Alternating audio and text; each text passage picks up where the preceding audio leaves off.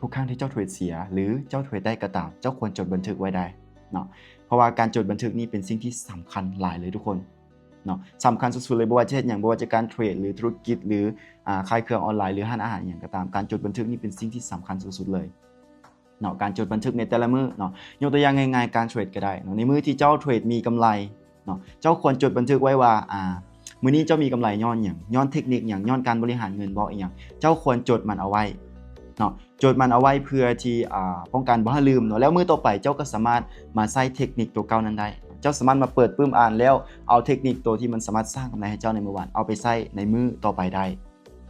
เนาะแล้วเวลาที่เจ้าเสียเจ้าก็ควรจดในสิ่งที่เจ้านั้นผิดพลาดเนาะยกตัวอย่างว่าเจ้าผิดพลาดอย่างใดเจ้าผิดพลาดความรู้บ่มีความรู้ที่หลายบ่หรือว่าบริหารเงินบ่เป็นหรือว่าควบคุมอารมณ์ตัวเองบ่ได้หรือว่าเทคนิคยังบ่ดีหรือพลาดย้อนจุดใดเจ้าจดเอาไว้เนาะพลาดย้อนหยังเจ้าจดเอาไว้จดบันทึกเอาไว้แล้วไปแก้ไขมันมื้อต่อไปเจ้าก็บ่ควรเฮ็ดตามในสิ่งที่เจ้าเฮ็ดผิดพลาดนั้นป้องกันบ่ให้ลืมเอาปึ้มมาเปิดอ่านเบิ่ง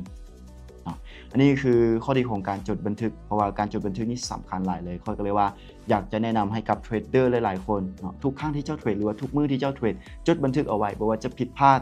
หรือจะบวกจะลบหรือจะบวกก็ต้องจดเอาไว้เนาะจดเอาไว้แล้วเอามาทบทวนตัวเองเนาะถ้าหากว่ามันบวกมื้อต่อไปเฮาก็กลับมาใช้เทคนิคตัวเก่าถ้าหากว่าเฮาย้านเฮาสิลืมเฮาก็มาอ่านปึ้มเนาะถ้าว่ามันลบมื้อต่อไปเฮาก็บ่ใช้เทคนิคที่เฮาเฮ็ดเสียหั่นเนาะเฮาย้านลืมเฮาก็ไปอ่านปึ้มเนาะการจดบันทึกนี่สำคัญหลายๆเลยเนาะค่อยเลยอยากแนะนำให้หลายๆคนบ่ว่าจะเป็นมือใหม่หรือมือเก่าเนาะพยายามจดบันทึกเอาไว้อย่าขี้คร้าน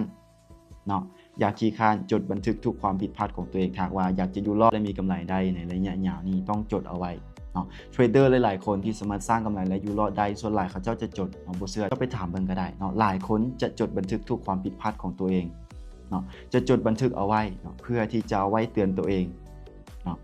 หวังว่าคลิปนี้จะเป็นข้อคิดและความรู้ดีๆอย่าลืมว่าทุกการลงทุนมีความเสี่ยงก่อนจะลงทุนศึกษาและหาความรู้ให้มันดีๆเด้อย้ำอีกทีนึงทุกการลงทุนมีความเสี่ยงก่อนลงทุนศึกษาให้มันดีๆเนาะบ๊ายบาย